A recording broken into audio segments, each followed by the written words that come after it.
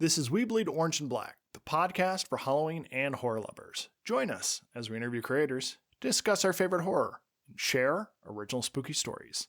I'm Jeff C. Carter. This week, we're talking with Christopher O'Halloran about his debut novel, Pushing Daisy. Christopher O'Halloran is a Canadian actor-turned-author from British Columbia. His short stories and novelettes have appeared in numerous anthologies and magazines. His story, Charon Swims, received a Pushcart Prize nomination. He still uses his acting skills to narrate stories for podcasts and audiobooks, as well as eye-roll-worthy shenanigans for his wife and 2 children. Chris, welcome back to the show.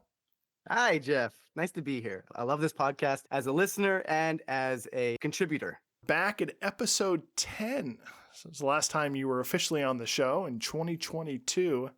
So I got to ask, what's new?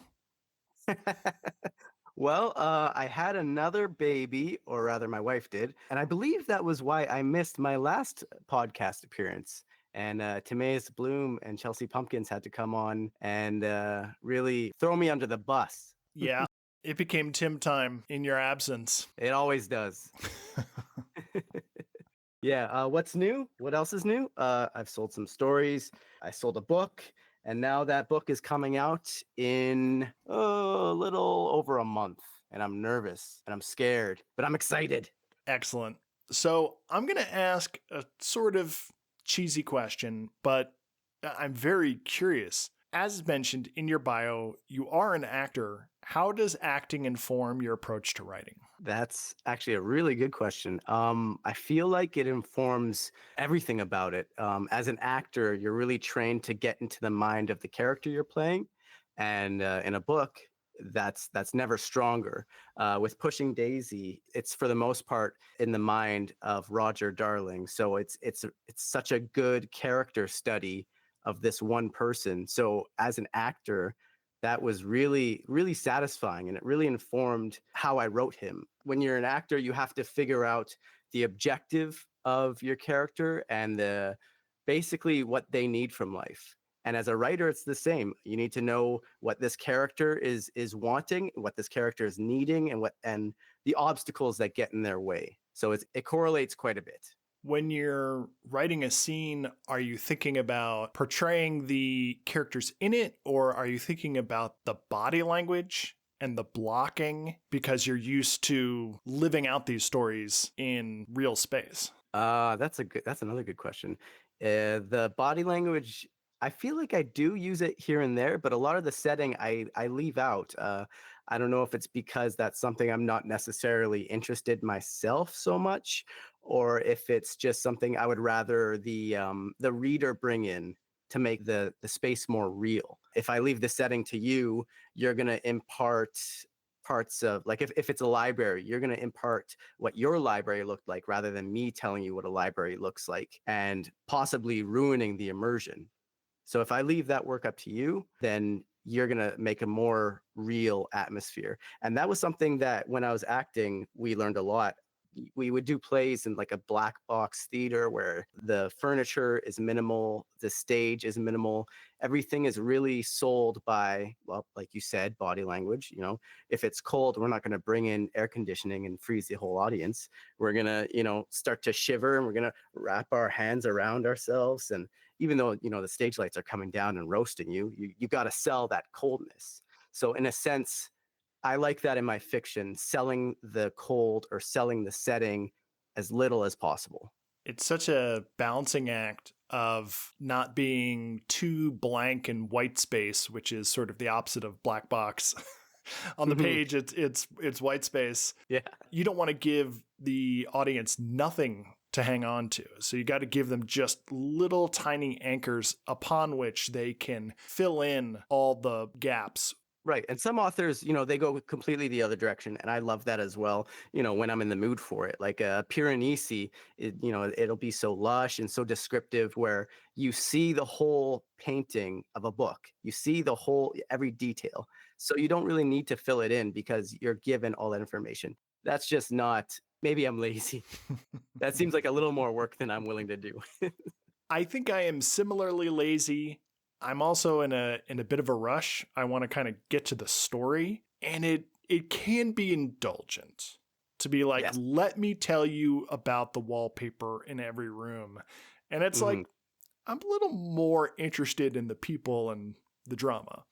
That's it. Like there's so many dances going on in fiction. There's like the dances between the characters, one character A wants something different from character B, but there's also the dance between the author and the reader. Like you guys got to be working in tandem.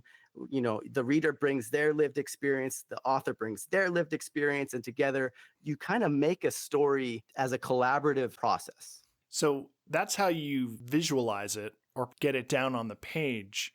As we also mentioned in the bio, you will sometimes narrate other projects for podcasts or audiobooks. Have you ever choked on a really ungainly sentence and been like, ooh, am I writing stuff like that? Do I need to go into my book and make sure that I'm not going to kill my audiobook narrator? Yeah, actually. Yeah, I have. Even with my bio, I would read it out loud and be like, oh, this isn't going to work on a podcast. I noticed I did throw you a couple curveballs, though.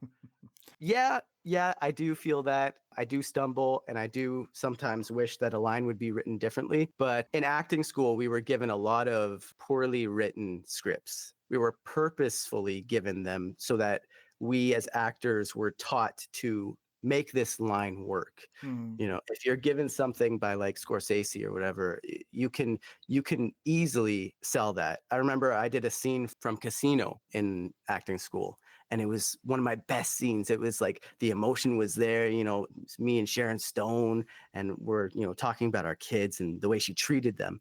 And it was just, the script was so good that the emotion came just like bop, bop, bop. So you don't want to give an actor that when they're learning. You want to give them the hard stuff so that they learn how to make, I'm not disparaging Hallmark movies, but they learn how to make a Hallmark movie sell. So can you give us a summary of Pushing Daisy? In short, Pushing Daisy is about an asshole who is being haunted by his really kind and loving wife. Daisy in life was this really generous person, this really caring, loving. She was thoughtful, but sometimes she made mistakes. And her husband, Roger, was kind of the guy who he had a lot of anxiety, and he took that out on her. Definitely not fair. It's not something I want to portray as fair, but that's what happens in life. It's unfortunate, but there are reasons why these assholes are assholes, for lack of a better term. Curmudgeon, maybe. Misanthrope. Oh, he's a misanthrope. He's a misanthrope. Oh, yeah. And so this story is about how he deals with life after her death and the ways that he finds his life lacking from her absence, the ways that he tries to grow, and the ways in which he is forced to grow because he is now being haunted by this revenant Daisy who is forcing him out of his house and into the lives of other people. This is a guy who he doesn't really care about other people. He doesn't want to meet new people. So for him to be forced into this new journey is monumental for him. And he does find himself starting to change. He rekindles, a relationship with an estranged brother. He develops a romantic relationship with his neighbor, May. He starts helping out with the elderly. All these things force him to grow as a person. And Daisy is not happy about this. She didn't want this great Roger after her death. She wanted this great Roger while she was alive. So from there, we start to see some more complications, and hopefully it turns into a crazy thrill ride that sticks with the reader. This is your debut novel, and I feel like there's a lot of weight that you can put on that. Like, I really was curious as I was reading this, because I've read your short stories in the past, and I was, this guy's got it. He's a really good writer. What was it about this idea or this character, this situation that pushed its way to the front of the line? Why did you say, this is my first novel? That's a good question. I think I have I've dealt with a lot of impatient people in my life. I've kind of had to develop a patience myself to really understand why the people around me are losing their cool, why the people around me are getting angry. and what I can do about that and what I can't do about that. What is my responsibility? What isn't my responsibility?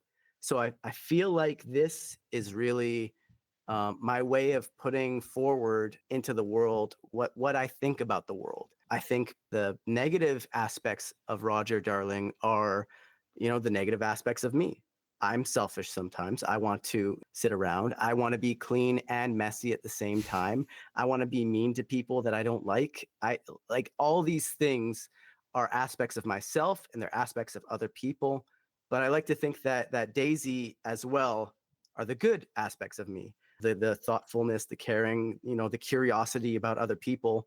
I want to put those two aspects of myself into the world and maybe connect with readers. The reader who has good intentions but seems to mess up, do the wrong thing while still hoping for the best.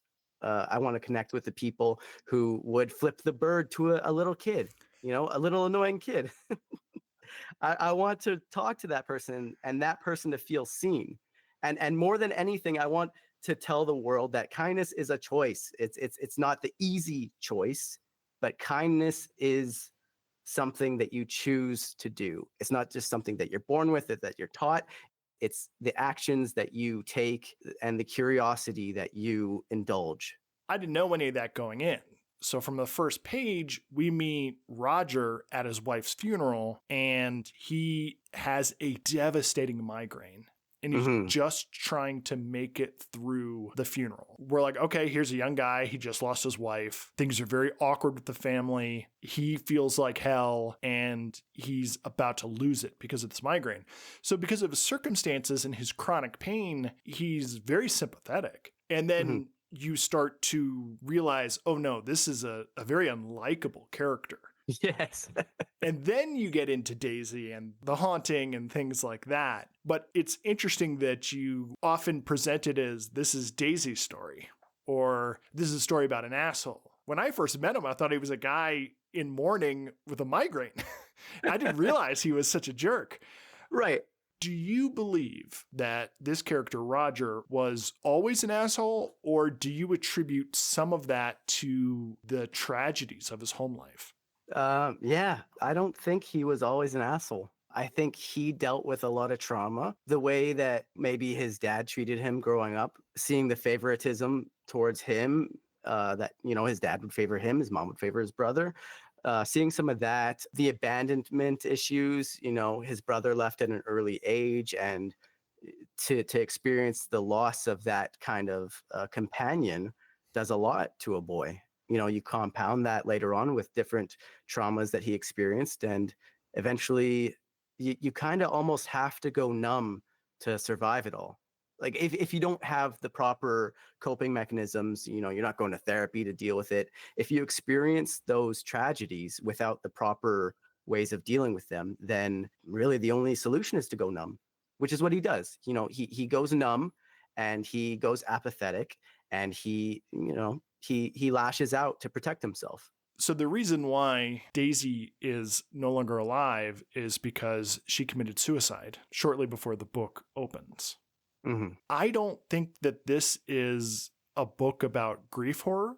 I think there's a character who is or is not grieving, and everyone has a lot to say about what he's choosing to show emotionally, or is he processing? Is he sitting with it? Is he reaching out? Is he accepting help? Is he pushing people away? Is he in denial? I really think this is a book about suicide, which is presented here as like this primal scream for help. Daisy was screaming for help and she didn't get it. And now Roger is screaming for help. And all the characters in this book, Roger, Alan, their mother, their father, Daisy, Daisy's sisters, and May are all broken in these different ways. And they're all coming into conflict and friction with each other. I feel like it's much more about these broken people trying to exist in relation to each other than it is about grief horror, which is a very popular subgenre and has been for the past few years. That's a really beautiful way of putting that. I really appreciate you saying that. I think you're right. It's not about his grief, not in an overt way anyways. he is grieving, obviously. Right. He's grieving in his own way. It's destructive at times. But you're totally right. All these people in the novel are broken, and they all, like, you see Roger have these same impulses that Daisy had, these compulsions, these thoughts, these intrusive thoughts. It's something that a lot of people suffer with. It's something that I hope people reach out more and more. I have lost people in my life to suicide. The toll it takes, the damage it leaves on the lives of the people around them, it's tremendous. That's not to say that there's any shame or blame to be put on the person who takes their own life. Obviously, it's this tremendous burden. Like they are suffering so much that I hope people reach out to each other. If Daisy had been killed in a car accident, there would be a lot of rage and bargaining and all the things you expect wrapped up in a grief story. But the fact that she chose suicide seems to be the emotional engine of the story, because Roger doesn't just have survivor's guilt. He is grappling with the idea and the accusation by Daisy's sisters that he might be culpable in some way in her death. And we don't really know how far he pushed her, to refer to the title of the book. And also, I don't think Daisy's revenant would be as mysterious and malicious if she were taken too soon, or if she Right. died of an illness. This Right. was such a volatile, tragic, unresolved thing that is hanging over Roger, metaphorically and literally. Right. And it's probably the death that he would be most likely to almost make about him, or to react to in an angry way, to lash out. If she was hit by a bus, maybe he would lash out about her jaywalking. He Right. would say, why did you have to cross the street at that point? Right. But this is much more visceral, I think. He's saying, why did you leave me? All these people around me leave me. And he knows he's a broken man. That adds to his anger. So at this point, he's saying, my brother left me when I was a kid. My dad left me. And now you left me too. My dog left me. Everybody's leaving me. And the pain that causes him is devastating. And it's made him a shell of a man. What better place to start a book from? This guy who's got nothing. And it's like, okay, how much more can I take from him? It's wild because, based on your acknowledgments and based on past conversations, you are very happily married with 2 lovely children. So the fact that this is where you went, these are the ideas that you are swimming in, is really pretty bold. You know what? That's actually a very common sentiment. I know Michelle Tung, she said the same thing. She's like, Chris, you're such a nice guy. How did you write such a despicable person? And, we've all got those impulses. We've all got those feelings. We're all feeling them. The nicest person, every Ned Flanders has this demon inside of him. I'm not saying I'm Ned Flanders, but I try to be a good guy.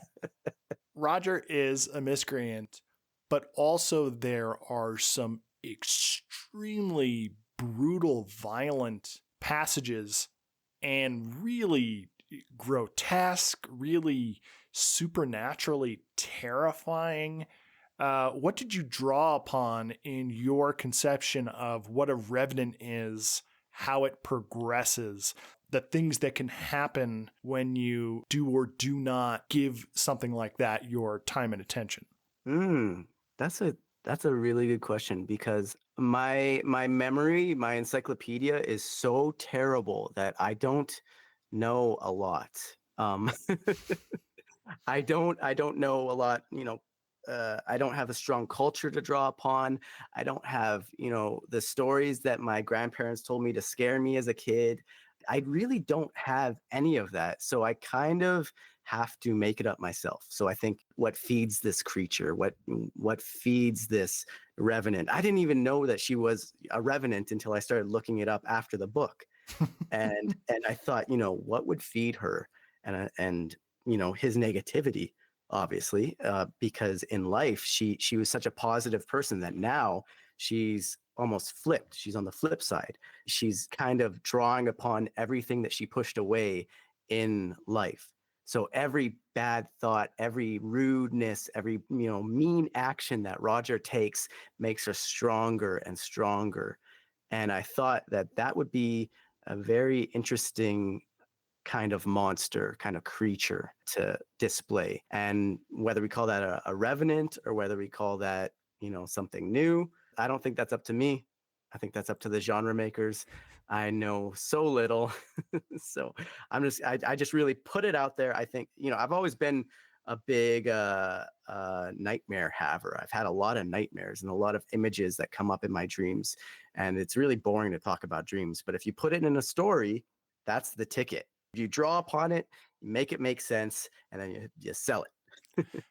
I love talking about dreams. You do. It is such an old saw that no one wants to hear you describe your dreams. Whereas to me, I'm like, wait, you fell unconscious and then you had a hallucination while you were paralyzed that you went to this other world and your mom had your gym teacher's face? Like, what the fuck? Tell me more. That's amazing. I think you might be alone. You showed up on the last day of class and you forgot to study, or you were naked, or you're being chased by skinless dogs. You went to go put quarters into the vending machine and all you had were teeth in your pocket. Are these dreams of yours? No, I'm just pulling out sort of random dream tropes. Yeah. But you know what? They do work perfectly as a kernel. And I think leaving them as a kernel, they get stuck in your teeth. But if you allow it to pop, then you get an idea. And I've got so many ideas that are like that, or so many stories rather that are like that. One that I just sold, also about suicide, is Water Drops on Stone Hearts. That was just published in The Earth Bleeds at Night by Erie River. And that was a dream I had. And I woke up in the dead of night, I wrote it down. And then in the morning, I added a body to it. And, in the end, my dream was really just this small image of the story, but it's a kernel. The great thing about dreams is that they work on the logic of emotion. And if you have an emotional core, you can add plot and character to it, later. The important part is creating some kind of compelling emotional image or situation. And that's such a good point that it's, they're built on emotion, because I've had dreams where I've sobbed harder than I've ever sobbed in real life. There, dreams where I felt more terror than I've ever felt. I feel like it naturally enhances the stakes of anything being in a dream, which is, I think, ironically why people don't want to hear about them, because they have no stakes. There's no consequence to your dream, but in the dream, there's consequences. And if you listen to what the person is describing, it probably will reveal something about the person or the dream. That's true. What's going on in their lives. Mm-hmm. But we digress. Too much Nightmare on Elm Street as a kid has got me obsessed with dreams. I feel you. Is there anything you want to say about the book before we move on? I really appreciate your kind words about it and the thought you've put into it, because nobody is ever going to put in as much thought as you do as the author. So every little bit that a reader meets you there, that's magic, man. Well, I promise I'll give it a 1-star review, because I know how much that means to you. Are you ready for a Halloween question? Yes. So first question is just sort of level setting. Mm-hmm. Did you celebrate Halloween where you grew up? Yes, actually. Since having my first son, we would actually spend every Halloween in Kamloops, which is a city, pretty far north in British Columbia. It's about a 3-hour drive from where I am in Abbotsford. So the last, I think, 4 or 5 years, we spent Halloween not where I grew up. But due to me driving too fast through a flooded area, I wrecked my car for a while and we were unable to make it to Kamloops. So we got to celebrate Halloween literally in the neighborhood where I grew up. It's a neighborhood of townhouses, 305 townhouses. So it's a lot of houses in a very tight, small area. So as far as trick-or-treating goes, it is prime. Like people ship their kids over to where I grew up so that they could trick or treat, which is, it's not like the rich area of town. Like they are still townhouses, but that kind of density, you get the most bang for your buck, man. That's true. That's just bumping up against something that I bemoan, which is what I observed in Los Angeles, is that there's so many areas of Los Angeles, that there's too many cars or not enough people, not enough families to trick or treat. So what people will do is they will bus their kids to a rich part of town. Right. And right. then those people go all out. They do their yards, they do their houses, they've got lights and sounds, and it's like professional haunted houses displays and full-size candy bars. So it makes for awesome trick-or-treating, but you do lose out on that communal aspect of these are my neighbors. I'm bringing my kids around to my neighbors. There's some level of trust there. It is a rite of passage for your kids to go up to your neighbors and to ask and receive, to go through this ritual that you don't get when you're literally just there to get full-size candy bars. At least in that area you're describing, it's like the density you can't beat.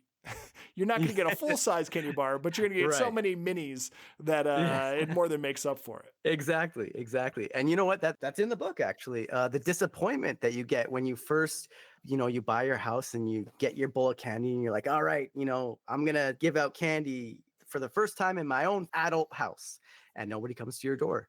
And unfortunately, that happened to my wife. She dressed up. We had a baby, so the baby was dressed up, and she was ready to hand out candy, and nobody came to her door. One person, my best friend Brandon Gill, came to the door, and he gave us more candy than he took. So it was a net positive as far as candy. It is a net positive. But that disappointment is such a common experience these days because, we're so tight together in these condos, but we're also so far apart emotionally and physically in the areas that do the trick-or-treating. It's sad. It's sad. But I kind of love what I term sad whimsy. Sad whimsy. Sad whimsy. Sometimes I'll write sad little Halloween stories. And whenever I hear someone tell me their experience about trick-or-treating with their kids in present day or when they were growing up, my mind always goes into overdrive because I've written so many Halloween stories and continue to write so many. And I'm always looking for those little gold nuggets of something that's true about Halloween or something that's universal or something that's unique to a certain area. We were talking earlier about how sometimes horror should have a cheesy, uplifting ending. Sometimes it should be horror. And for a while, I've been thinking about a story, and actually with zero input from me, last year, my friend wrote this incredible Halloween story about how Halloween gets banned. There's like a new satanic panic, and Halloween is permanently banned and no one ever celebrates it again. Ooh. Now, that's off the back of this like really crazy supernatural horror story. But to write a story about someone who is excited to be on the other side of the ancient bargain of trick-or-treating, and they get dressed up and they buy the candy and they go to their door, they've put down roots and they're ready to participate in a night that they enjoyed as kids, and no one comes to the door, and they realize that like there's too many cars, the houses are too far apart, or people are going to a trunk or treat, or they're going to the mall, or some religious intolerance has sort of cooled people on the idea of Halloween altogether, and then Halloween just goes away. That would be so anti-Halloween and so disappointing, such a down ending. But for me, that is horror. That would be like a perfect horror story. Oh, what's more horrifying than disappointment? Yeah. And like embarrassment. Like I went through all this. I put out the signs, I carved the pumpkin, I got the candy, and now nobody's here. How stupid. Like I'm an idiot. Like that. I'm cringing. I'm physically cringing. How hollow it would all feel, but also to feel like a tradition just ended. Even though you're too old to trick or treat, you can still participate, or so you think, until the night of Halloween, and you stand there all night with a sugar headache because you've just been eating candy because you haven't seen a kid all night. And then you realize like, oh no, childhood is over, and I can't even be on the other side of it. Oh man, that's not where the story can end though. The story has to be, how do you deal with that? How do you deal with that? But also, is there enough magic when the veil is thin? that if you do your job and you hold up your bargain after years of pounding the pavement and putting on grease paint, going out, knocking on doors, when you become an adult and you honor that agreement, if you put on your porch light and you stand at the ready, does something appear? Is there some reward? Is there some payback? Year after year, you keep on putting out the pumpkin. You keep on filling the bowl. Yeah. And eventually, a kid shows up. I think it should be something like, if enough time goes by and if the presence is strong enough and consistent enough and the veil is thin, that the spirits of children will start to come through and trick or treat. Because eventually you're just doing it for them. You're doing it for your own memories of your childhood. And that communicates to these kids who have passed on to the other side and can only come back one night a year when the veil is thin, and they can come and get their alms or their libations for the dead, as it were. Mm-hmm. But you're only sensitive to it if you've aged and lost people and mourned your own childhood. But if you still show up, then you are one of those rare beacons on the other side of the veil that the spirits of children will go to. And then one day you pass on and those children shepherd you into the afterlife. Yeah. And someone buys your house, and people tell them nobody trick or treats here, but still they put out that bowl and maybe they get a visitor. Or someone buys the house and it's a family with a bunch of kids. The neighborhood is turned around and those kids go out trick-or-treating, and like in the scrum there's like one person that's like has a little bit of an outdated costume or something like that. Yeah. All right. Now do we cut this from the podcast? Oh, 100%. So that we can write it? 100%. Absolutely. That's so good. Oh my God, I love that. All right. So next question. Did you grow up with any local monsters, any urban legends, any cryptids, any ghost stories in the area that always captivated your imagination? No, like I said, like my encyclopedia, my monster encyclopedia is so barren because everything I take in, it just falls out. Like my mind is like a sieve. That's because you're a young parent. You just haven't slept in years. Ain't that the truth? So it's a little late to ask the question, but why horror then? If you don't have an encyclopedia of monsters in your head, what draws you to horror? I mean, it's so high stakes. That's what will kill a horror story for me the most, is if the stakes aren't like obscenely high, then why are you writing horror? In horror, it goes beyond life or death. Like the life or death is there, but there's got to be such high highs and such low lows. You don't always get that in other genres. Sorry. You do get it, of course, in like the great pieces of fiction, but I feel like horror, there's such a strong case for metaphor. What's this monster metaphor? The themes can be so strong. And I feel like ultimately, like I said, it's about the dance between the characters. So there's no greater dance than what they're going to have to do to defeat this monster. They're going to have to come together. They're going to have to fight together. They're going to have to set aside differences and illuminate differences they didn't know existed. Horror is such an accelerant to a fire. Beautifully said. In what you said about metaphor, there's been a bit of a nose thumb at A24 and sort of metaphor horror and things like that. But the idea that you can grapple with things that are much worse than just, oh, there's a bomb or there's a guy with a knife. Like you can get into things that contain life or death struggle, but also surpass it. Things like loss of self, loss of identity, insanity, regret and ruin, misanthropy, and all these things, generational trauma, things that you can address with a incredible monster or ethereal force. Nightmares make such good reflections of our emotional landscape in a way that A Bomb on a Bus doesn't. Sorry, Speed. Exactly. Speed has its place. 100%. And that's in the fast lane. That's right. Oh, what was I going to say? Yeah. Oh, shoot. I had it. The sieve. Oh, no. The sieve is leaking. The sieve. Oh, the holes are so big, man. Everything falls out. Oh, yes. The thing that bugs me the most about certain horror stories is that it becomes like, what's the consequence? If this objective isn't completed, people die. the main character dies. To me, that's kind of weak. Like the fact that they die, like that's okay, whatever. Like that's the end of things. Like if they die, they don't have to deal with consequences. Essentially, that's the final consequence. But if someone that they love is in peril, or if like a way of life is in peril, or if something outside of themselves is in peril, then they have to deal with those consequences if they don't succeed. And that is way stronger to me than I might die, which is ironic because, that's the worst thing. It's the last thing. It's not the worst thing. Right. Good point. It is the last thing.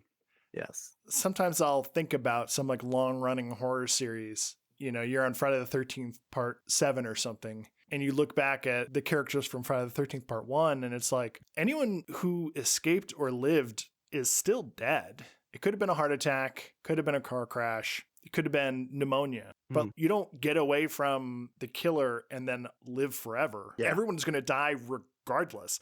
Obviously, I would much rather die in my bed surrounded by family and, feeling content and self-actualized than getting shanked by a screaming clown or something.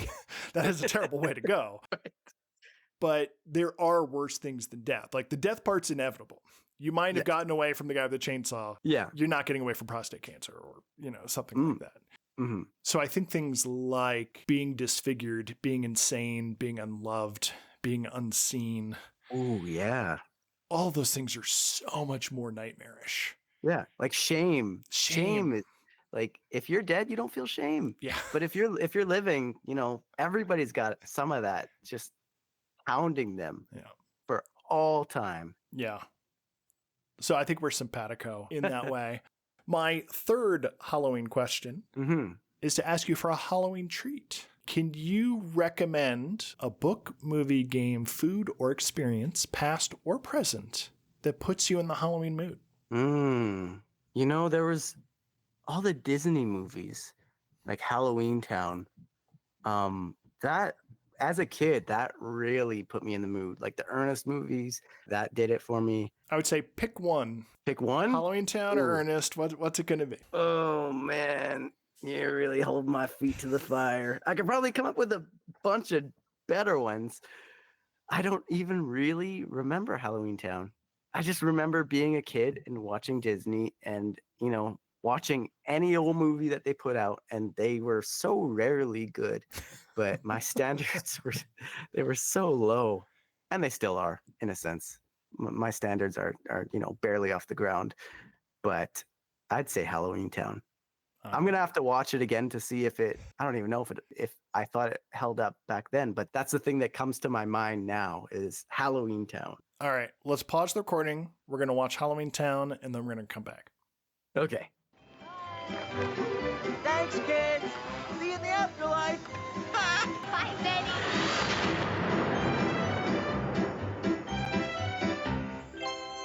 And we're back. Yeah, it holds up. It's so good. My co-host Ryan, he's younger than I am and was such a Nickelodeon kid, such a Disney kid. And he has this incredible library of everything that was released in the 90s. And so he'll be like, oh, you haven't seen Halloween Town? You haven't seen Ernest Scared Stupid? So over the years, I have way beyond the point where I'm of the age to be watching these things. He has showed me all these weird old Halloween specials and kid shows and things like that. And I do remember Halloween Town looked amazing. I mean, it is like super saturated in Halloween goodness. Yeah, good. I'm glad. My Halloween treat is the Spirit Halloween theme song by Nick Lutzko. What? There's a theme song? Yeah, this was a Twitter phenomenon. Official theme for Spirit Halloween, guaranteed to give you a thrill. Hail to the Queen, this is Spirit Halloween, haunting the buildings of every business Jeff Bezos killed. Jeff Bezos murdered Barnes and Noble. Jeff Bezos murdered Sears. Oh, he's so red. Yeah. His face is so red. He really gave it all. What I love about Nick Lutzko is that the songs always get gradually more and more unhinged, and then they veer into these really weird places, much like Pushing Daisy. Oh, he brought it back around. Brought it back. Chris, what are you working on next? Well, I got a novel that I'm shopping around. This one is about childhood trauma and how it causes an apocalypse. Basically, the premise is that, everyone has a childhood clone that appears suffering the greatest trauma of their childhood. Naturally, they want to go and help this child, and unnaturally, or perhaps supernaturally, it ends in devastating consequences. So every adult, who helps their kid is basically wiped out painfully, horribly, and the world is now populated by people who are too cowardly to help their childhood self, or, the children that are left behind when all their adults get zapped. Wow. It's hard to describe, but I feel like that got the basic gist of it. Yeah, nothing to unpack there. Moving on. Yeah. Oh, but yeah, that one's complete and ready to go. And then I also got a haunted mansion that a woman explores to find her missing brother. And she finds that it's populated by pompous grad students who are taking their education to the next level. They are dangerous and they are basically chasing her around this mansion. It's basically me grappling with being classically dumb and uneducated. It's basically me saying, your MFA isn't as good as my life experience. We're equals. I like it. You're really working through some issues with these books.